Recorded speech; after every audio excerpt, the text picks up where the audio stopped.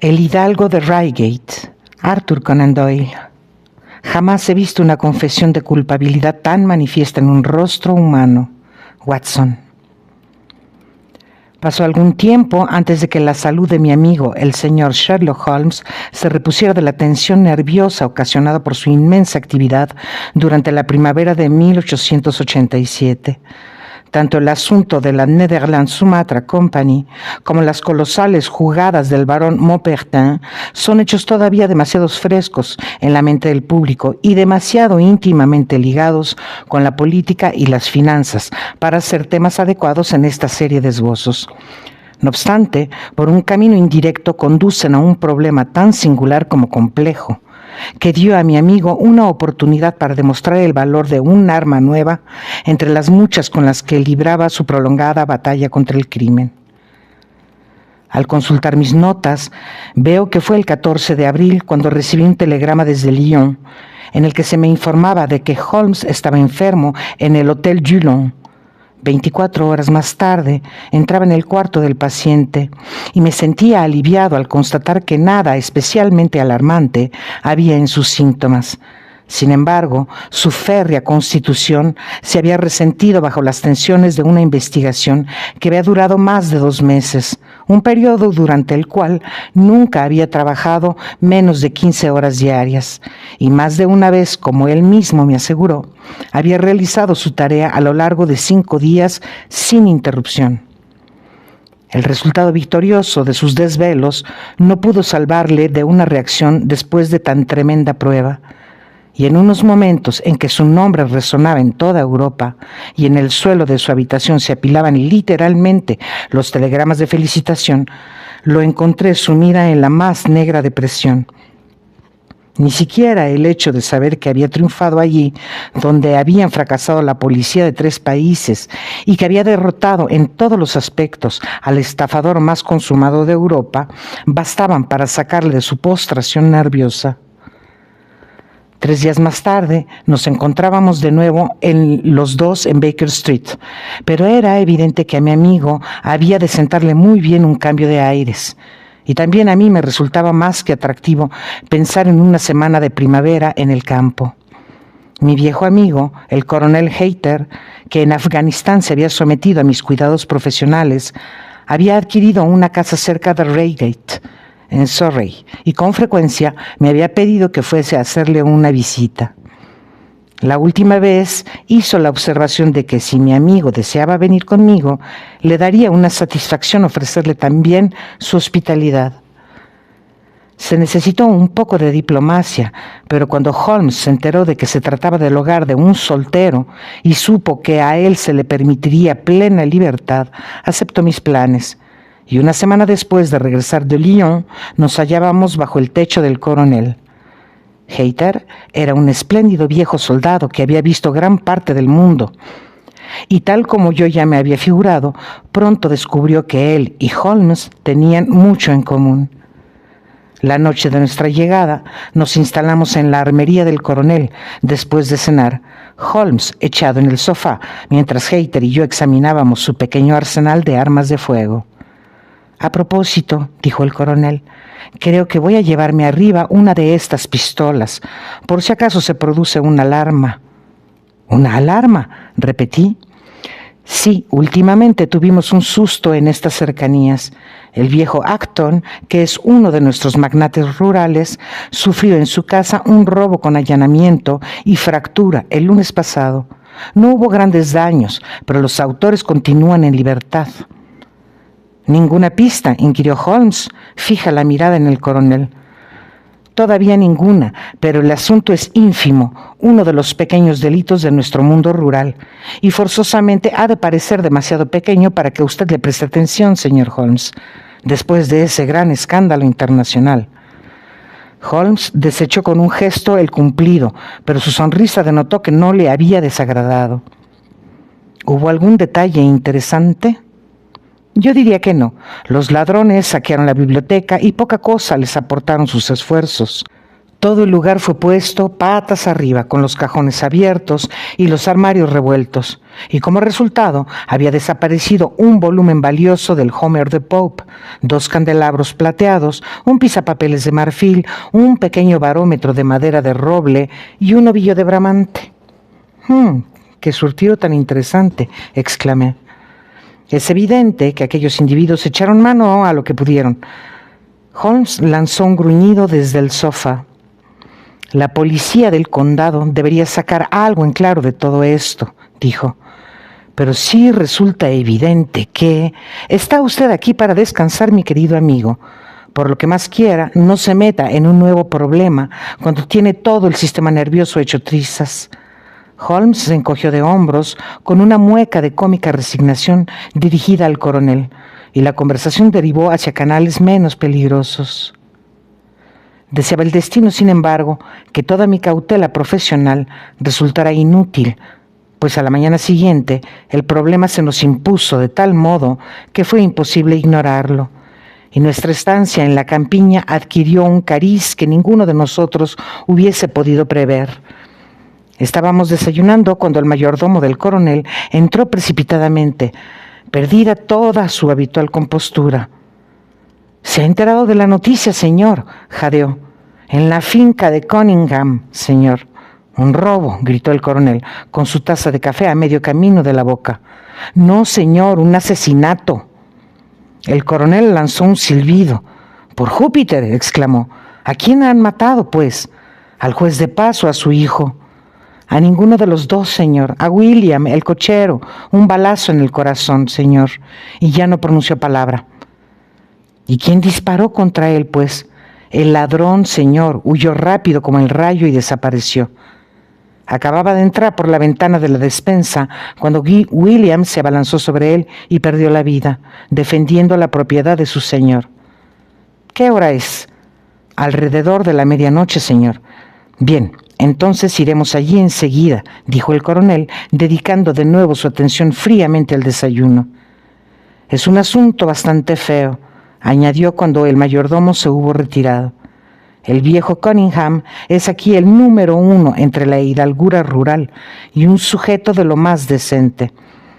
Esto le causará un serio disgusto, pues este hombre llevaba años a su servicio y era un buen sirviente. Es evidente que se trata de los mismos villanos que entraron en casa de Acton». «¿Los que robaron aquella colección tan singular?», observó Holmes pensativo. «Precisamente». Puede revelarse como el asunto más sencillo del mundo, pero de todos modos, a primera vista, resulta un tanto curioso, ¿no creen?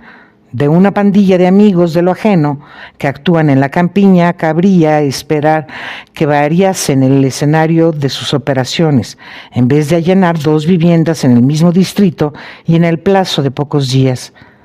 Cuando esta noche ha hablado usted de tomar precauciones, recuerdo que ha pasado por mi cabeza el pensamiento de que esta era probablemente la última parroquia de Inglaterra a la que el ladrón o ladrones dedicarían su atención, lo cual demuestra que todavía tengo mucho que aprender». «Supongo que se trata de algún delincuente local», dijo el coronel. «Y en este caso, desde luego, las mansiones de Acton, Cunningham, son precisamente los lugares a los que se dedicaría, puesto que son con mucho las más grandes de aquí». «¿Y las más ricas?». «Deberían serlo, pero durante años han mantenido un pleito judicial que, según creo, ha de haberles chupado la sangre a ambos. El anciano Acton reivindica la mitad de la finca de Cunningham y los abogados han intervenido de lo lindo. Si se trata de un delincuente local, no sería muy difícil echarle el guante», dijo Holmes con un bostezo.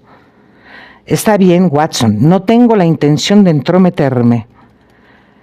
«El inspector Forrester, señor», anunció el mayordomo, abriendo la puerta. El oficial de policía, un joven apuesto y de rostro inteligente, entró en la habitación. «Buenos días, coronel», dijo. «Espero no cometer una intrusión, pero hemos oído que el señor Holmes de Baker Street se encuentra aquí».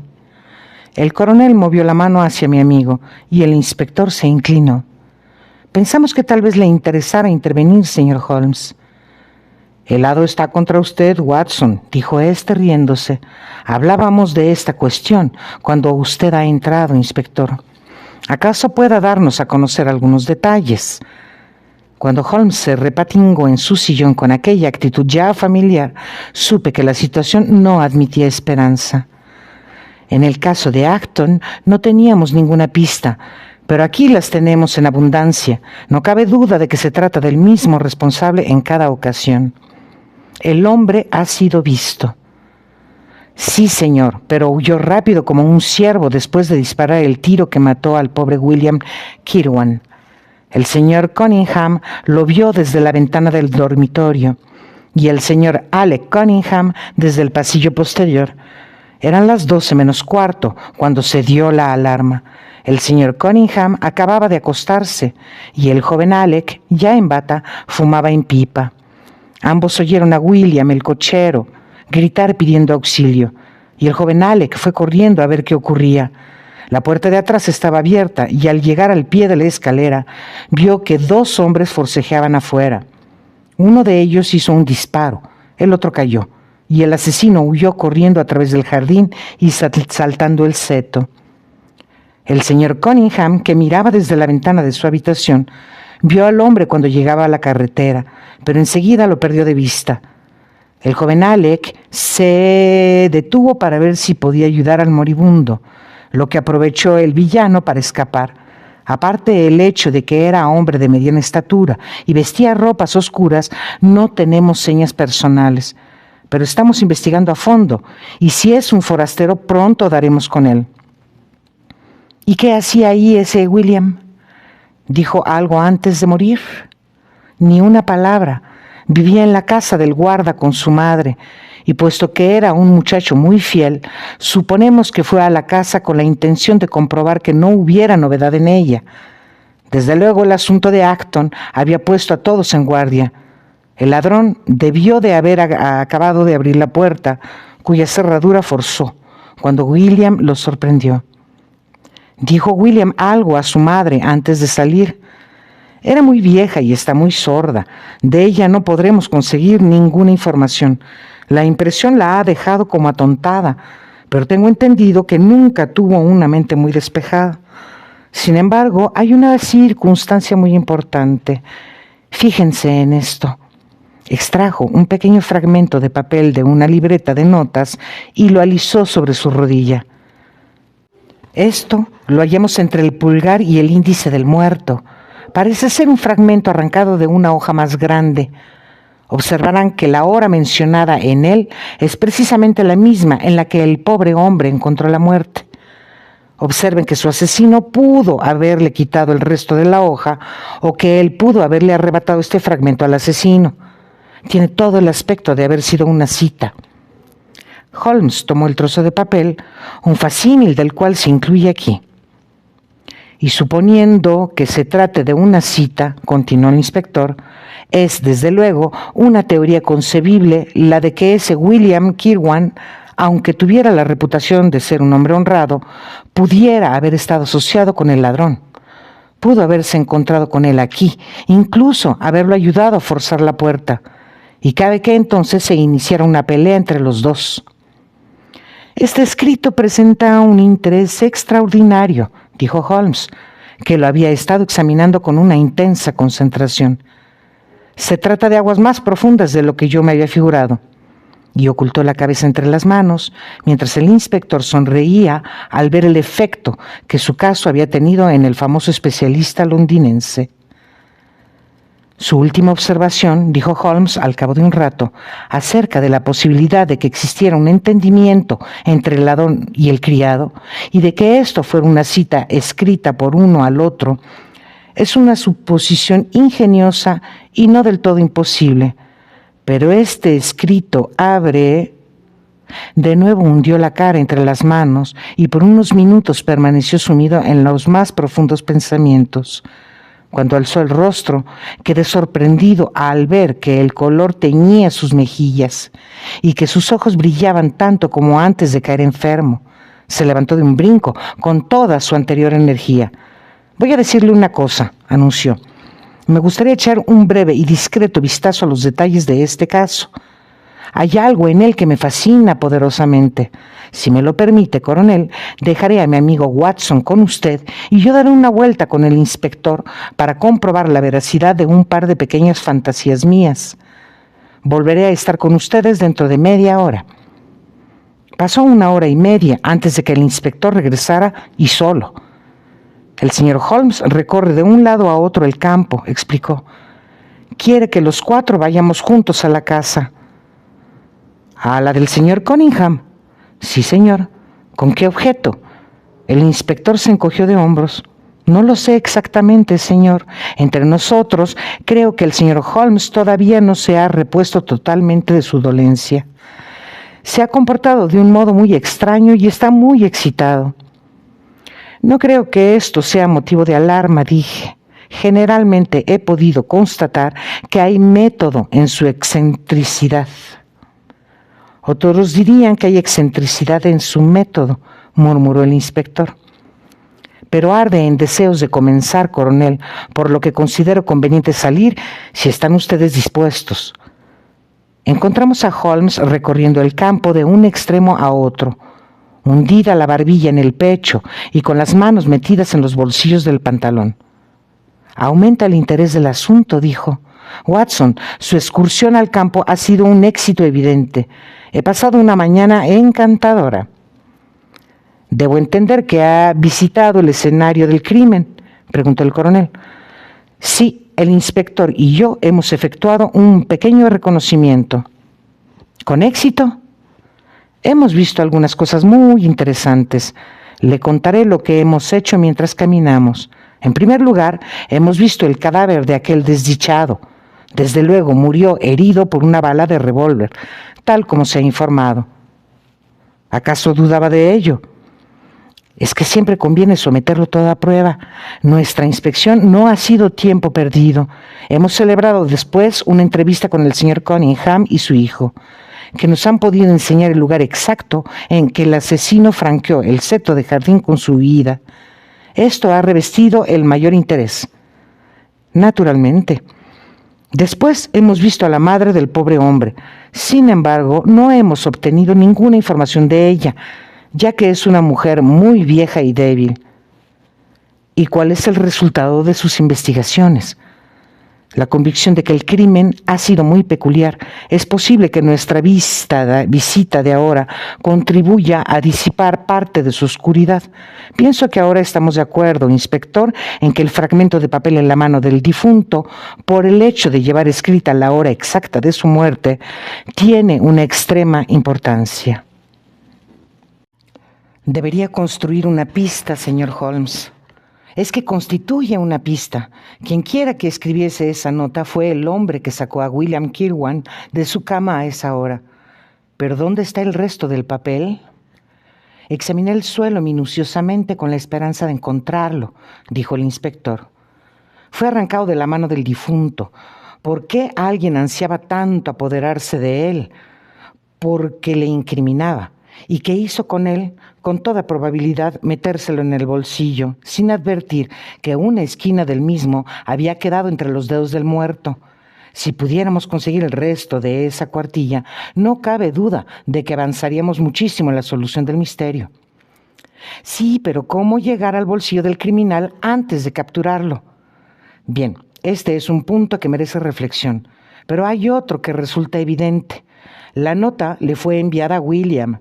El hombre que le escribió no pudo haberla llevado, pues en este caso, como es natural, hubiera dado oralmente su mensaje. ¿Quién llevó la nota, pues? ¿O acaso llegó por correo? He hecho indagaciones, dijo el inspector. Ayer, William recibió una carta en el correo de la tarde. El sobre fue destruido por él.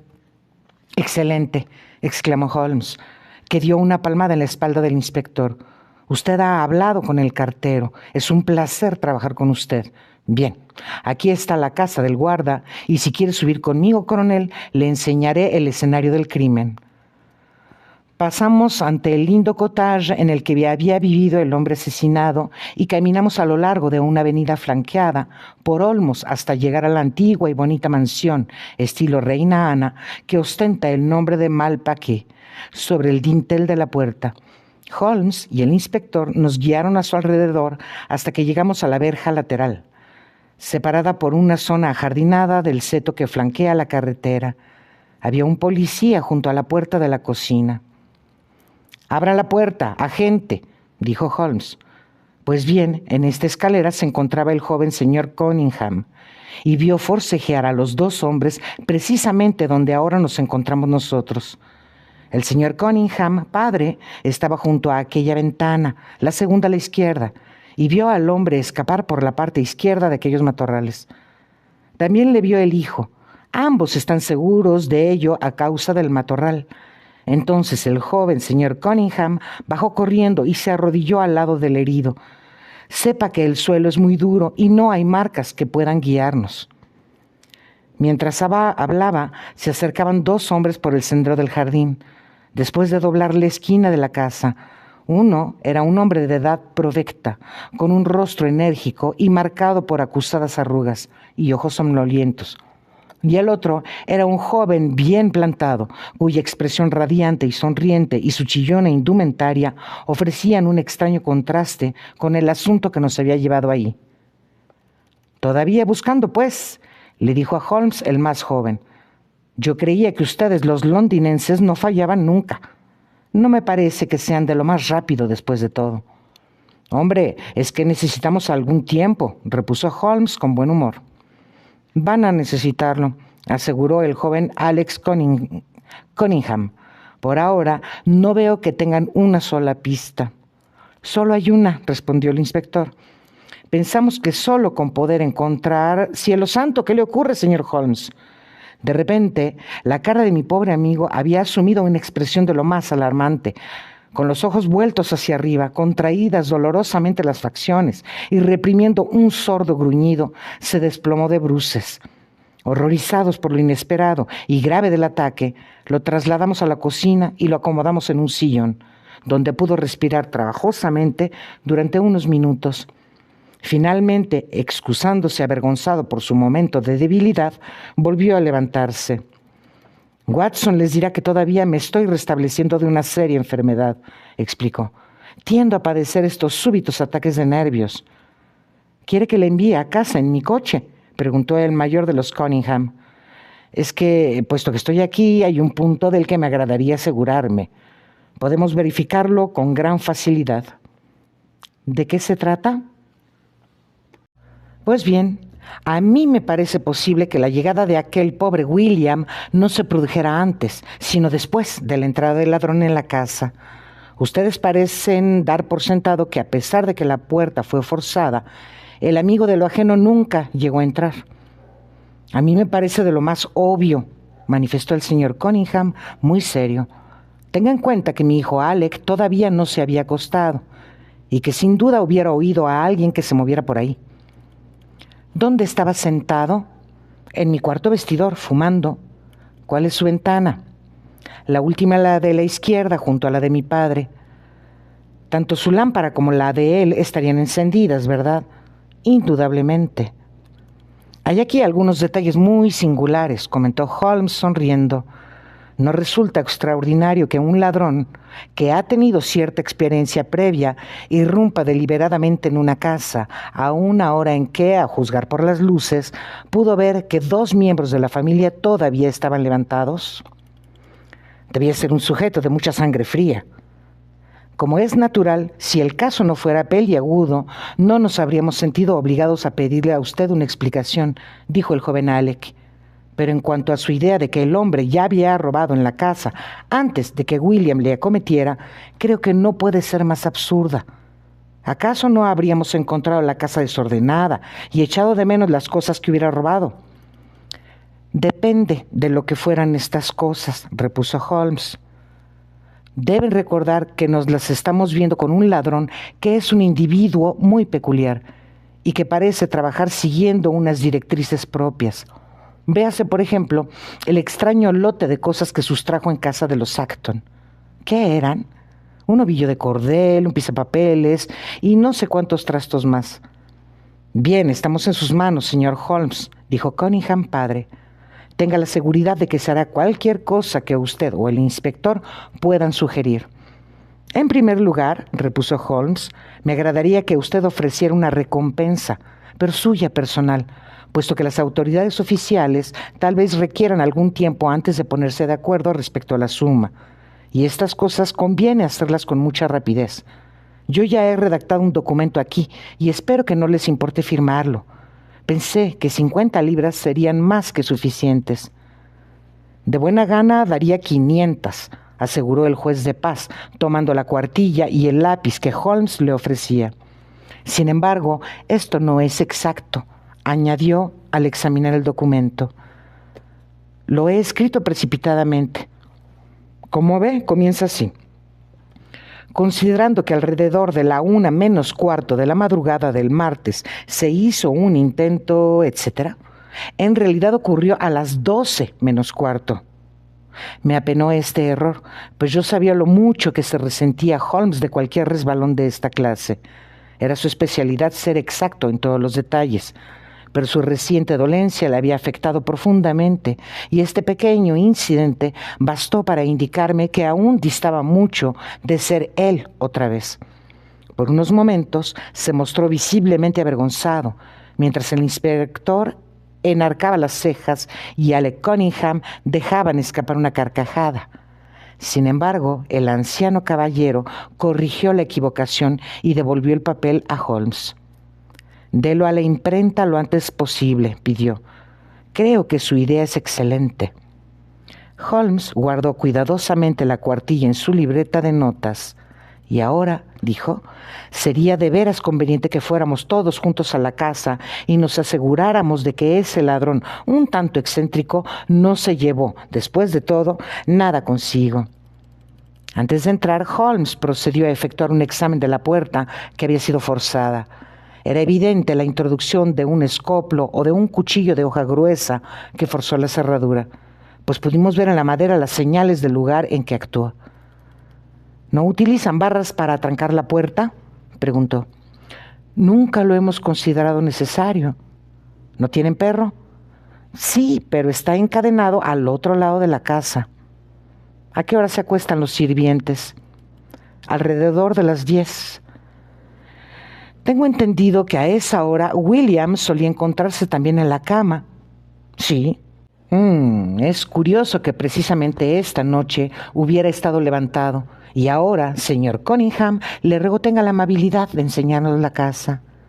Un pasillo enlosado a partir del cual se ramificaban las cocinas y una escalera de madera conducían directamente al primer piso de la casa, con un rellano opuesto a una segunda escalera más ornamental que desde el vestíbulo principal ascendía a las plantas superiores.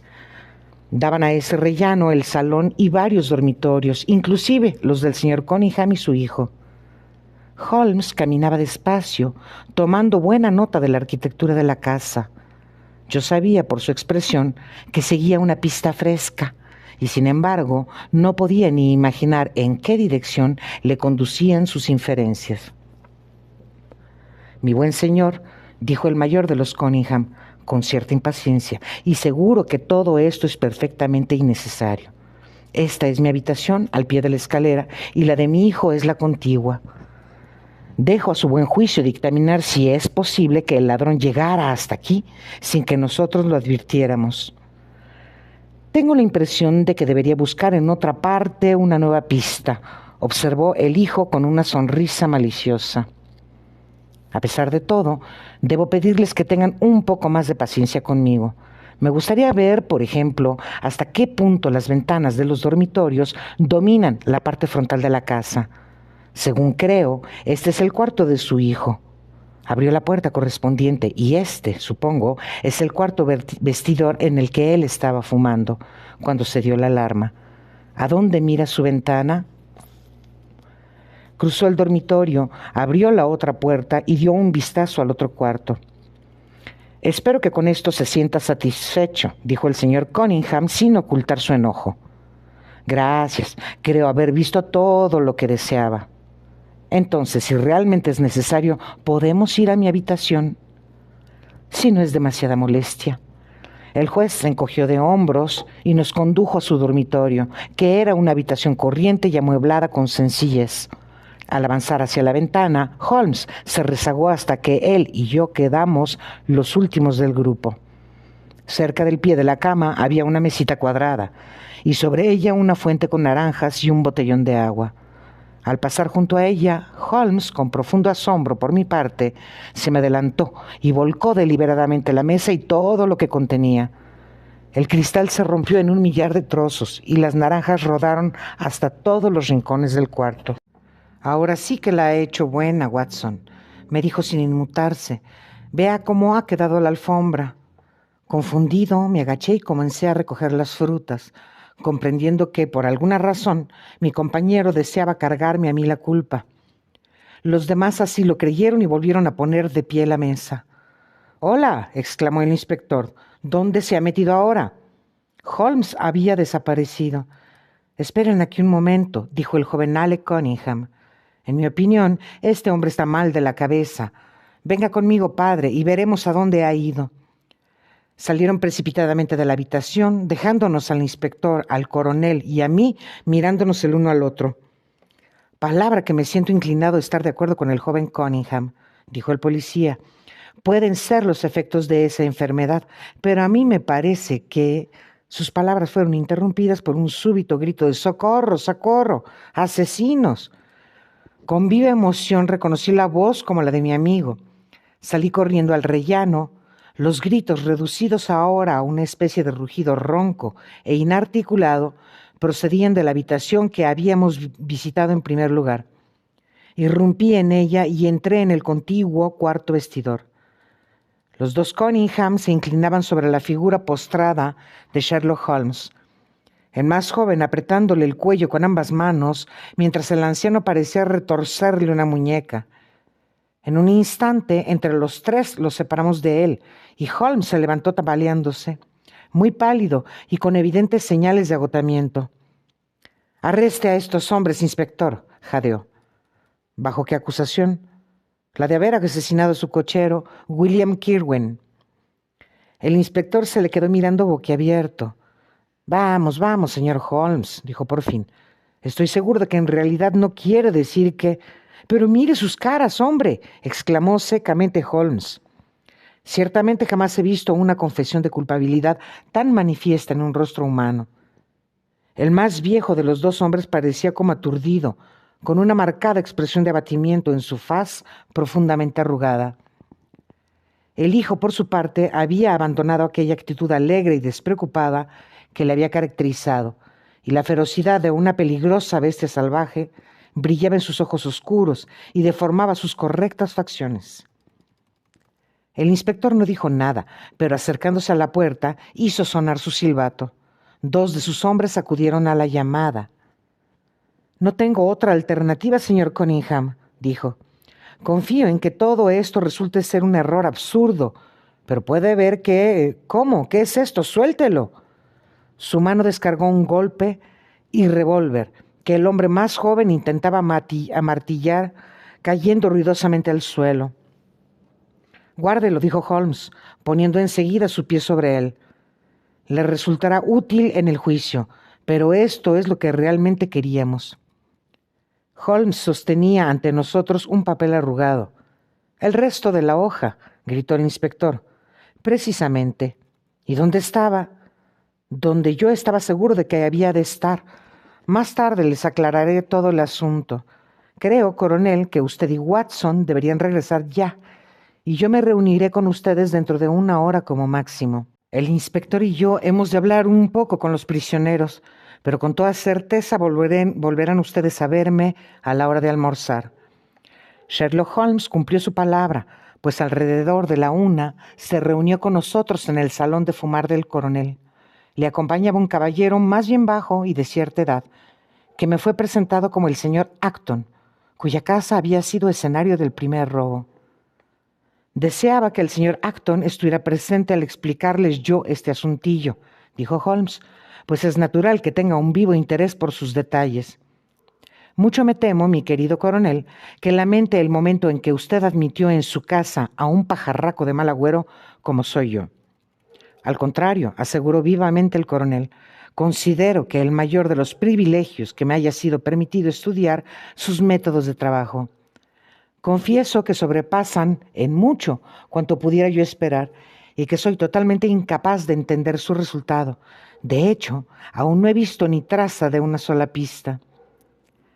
Temo que mi explicación le desilusione, pero siempre ha sido mi hábito el no ocultar ninguno de mis métodos, tanto a mi amigo Watson como a cualquiera capaz de mostrar un interés inteligente por ellos. Pero ante todo, puesto que aún me siento bastante quebrantado por el vapuleo recibido en aquel cuarto vestidor, creo que voy a administrarme un trago de su brandy, coronel. Últimamente mis fuerzas han sido sometidas a dura prueba. Confío en que ya no vuelva a padecer aquellos ataques de nervios. Sherlock Holmes se echó a reír con ganas. Ya hablaremos de esto en su momento, dijo, y les haré un relato del caso en su debido orden, indicándoles los diversos detalles que me guiaron en mi decisión. Les ruego que me interrumpan si alguna deducción no resulta lo bastante clara. En el arte de la detección tiene la mayor importancia saber reconocer entre un cierto número de hechos aquellos que son incidentales y aquellos que son vitales. De lo contrario, energía y atención se disipan en vez de concentrarse. Ahora bien, en este caso no abrigué la menor duda desde el primer momento de que la clave de todo el asunto debía ser buscada en el trozo de papel encontrado en la mano del difunto. Antes de entrar en este pormenor, quiero llamarles la atención sobre el hecho de que si el relato de Alec Cunningham era cierto, y si el asaltante, después de disparar contra William Kirwan, había huido al instante, era evidente que no pudo ser él quien arrancase el papel de la mano del muerto. Pero si no fue él, había de ser el propio Alec Cunningham, pues cuando el anciano hubo bajado ya, había varios sirvientes en la escena del crimen. Este punto es bien simple, pero el inspector le había pasado por alto porque él había partido de la suposición de que estos magnates del mundo rural nada tenían que ver con el asunto. Ahora bien, yo me impongo no tener ninguna clase de prejuicios y seguir dócilmente los hechos ahí donde me lleven estos. Y por consiguiente, en la primera fase de mi investigación, no pude por menos que examinar con cierta suspicacia el papel representado por el señor Alec Cunningham. Acto seguido, efectué un examen muy atento de la esquina del papel que el inspector nos había enseñado. Enseguida me resultó evidente que formaba parte de un documento muy notable. Aquí está. ¿No observa ahora en él algo muy sugerente? Tiene un aspecto muy irregular, contestó el coronel. Mi apreciado señor, exclamó Holmes, no puede haber la menor duda de que fue escrito por dos personas, a base de palabras alternadas. Si le llamo la atención acerca de las enérgicas T en las palabras at y to, y le pido que las compare con las débiles de quarter y twelve, reconocerá inmediatamente el hecho. Un análisis muy breve de estas cuatro palabras le permitirán asegurar con toda certeza que learn y maybe fueron escritas por la mano más fuerte y el what por la más débil. Por Júpiter, esto está tan claro como la luz del día, gritó el coronel. ¿Y por qué diablos dos hombres habían de escribir de este modo una carta?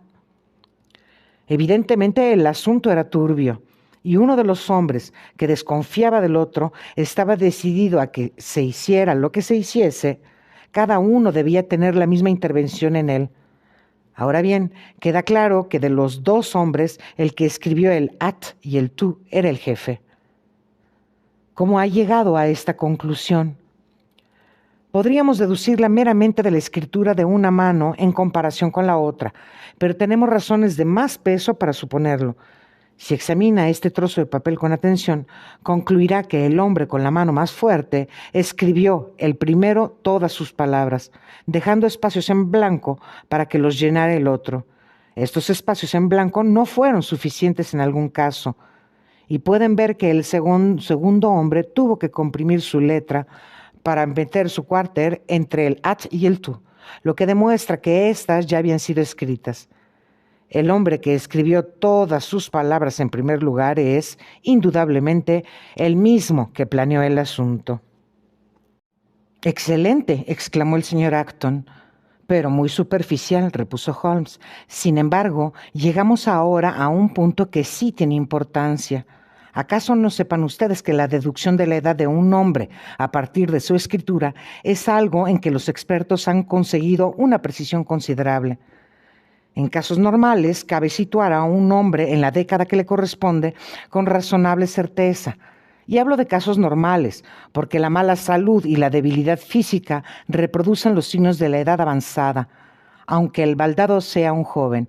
En el presente caso, examinando la escritura enérgica y vigorosa de uno y la apariencia de inseguridad de la otra escritura, que todavía se conserva legible, aunque las T ya han empezado a perder sus barras transversales, podemos afirmar que la primera es de un joven y la otra es de un hombre de cierta edad avanzada, pero sin ser del todo decrépito.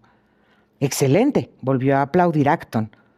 No obstante, hay otro punto que es más sutil y ofrece mayor interés. Hay algo en común entre estas manos. Pertenecen a hombres con un parentesco sanguíneo. A ustedes esto puede resultarles más obvio en las E, de trazo griego, mas para mí hay varios detalles pequeños que indican lo mismo. No me cabe la menor duda de que se detecta un hábito familiar en estos dos especímenes de escritura. Desde luego, solo les estoy ofreciendo en este momento los resultados más destacados de mi examen del papel. Había otras 23 deducciones que ofrecerían mayor interés para los expertos que para ustedes, y todas ellas tendían a reforzar la impresión en mi fuero interno de que la carta fue escrita por los Cunningham, padre e hijo. Llegado a este punto, mi siguiente paso fue, como es lógico, examinar los detalles del crimen y averiguar hasta qué punto podían ayudarnos. Fui a la casa con el inspector y vi allí todo lo que había por ver. La herida que presentaba el cadáver había sido producida, como pude determinar con absoluta certeza, por un disparo de revólver efectuado a una distancia de poco más de 4 yardas. No había en las ropas ennegrecimiento causado por la pólvora. Por consiguiente, era evidente que Alec Cunningham había mentido al decir que los dos hombres estaban forcejeando cuando se hizo el disparo.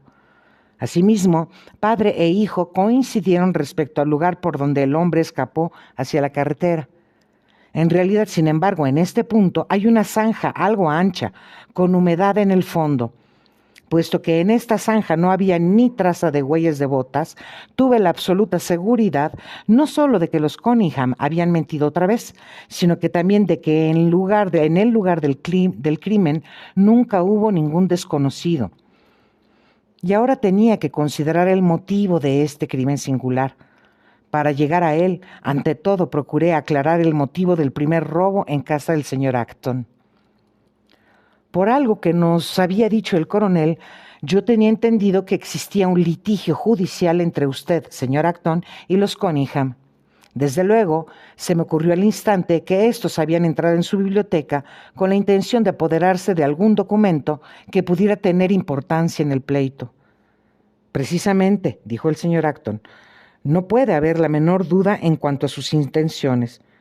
Yo tengo la reclamación más indiscutible sobre la mitad de sus actuales propiedades, y si ellos hubieran podido encontrar cierto papel que afortunadamente se encontraba en la caja fuerte de mis abogados, sin la menor duda hubieran invalidado nuestro caso. Pues ya lo ve, sonrió Holmes.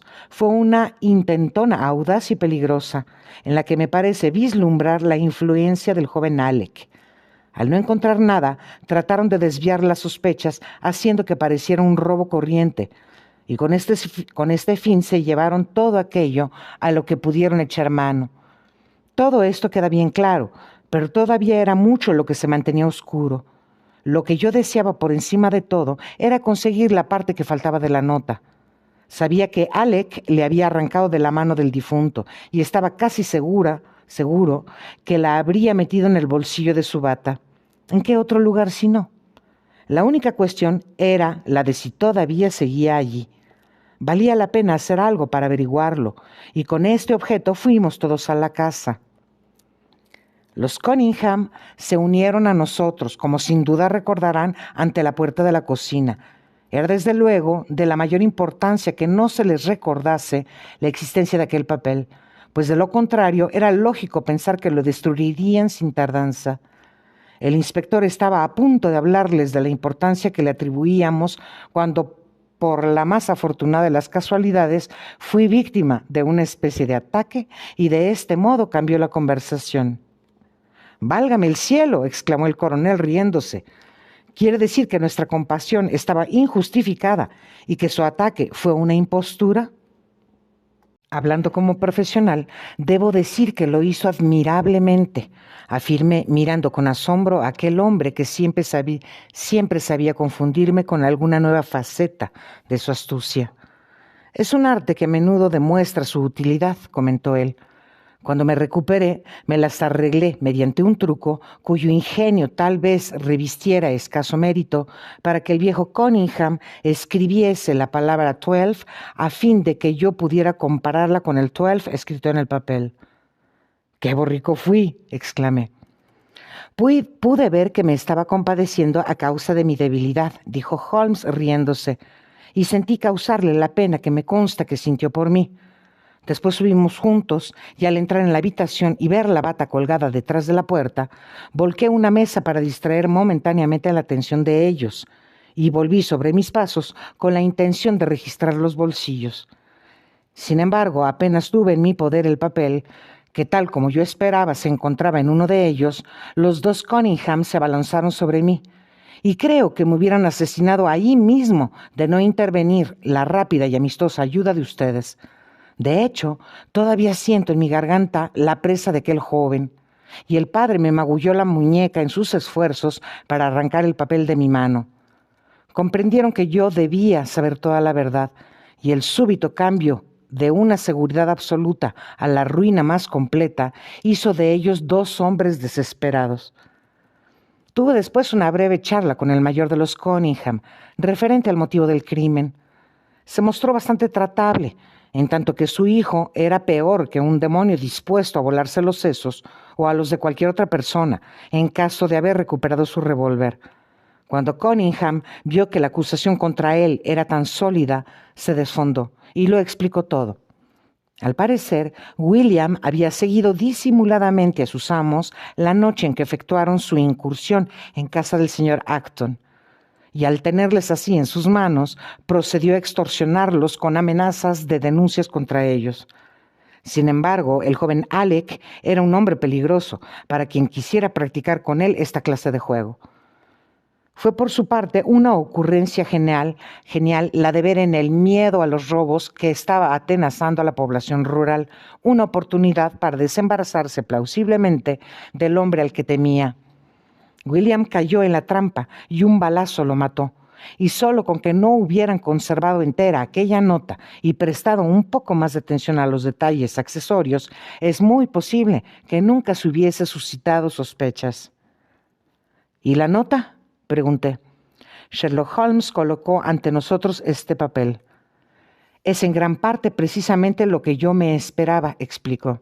«Desde luego desconozco todavía qué relaciones pudo haber entre Alec y Cunningham, William Kirway y Annie Morrison, pero el resultado demuestra que la celada fue tendida con suma habilidad. Estoy seguro de que habrán de encantarles las trazas hereditarias que se revelan en los puntos sobre las íes en la escritura del anciano. Es también muy característica.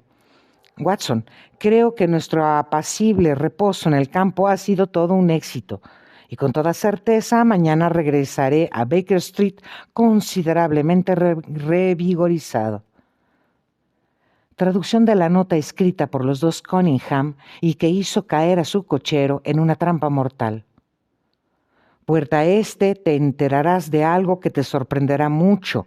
Quizás será de lo más útil para ti y también para Annie Morrison. Pero no hables con nadie de este asunto.